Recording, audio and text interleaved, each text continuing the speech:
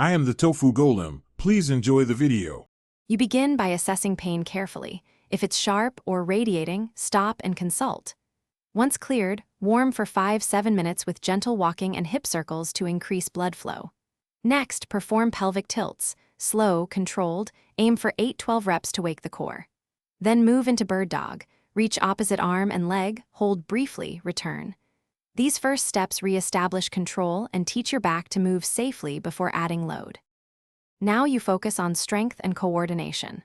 Start with hip hinges to load the posterior chain. Practice hinge patterns slowly, then perform 3 sets of 8-10 reps. Once movement feels clean, introduce dead bug and side plank variations to train deep core stability. Make sure breathing is steady. If you add weight, choose light resistance and only increase when your form is flawless. Because controlled progression reduces strain and improves endurance, finish the session by cooling down for about 5 minutes with gentle hamstring and glute stretches and diaphragmatic breathing to reduce tension. Once done, reassess how your lower back feels. Mild, manageable soreness is normal, but persistent or increasing pain is not. If you notice sharp pain, numbness, or weakness, stop immediately and consult a clinician. A useful troubleshooting tip: pinch test tightness.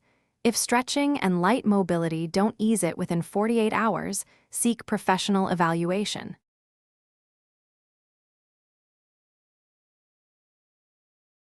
Thanks for watching. Consider subscribing if we helped you today.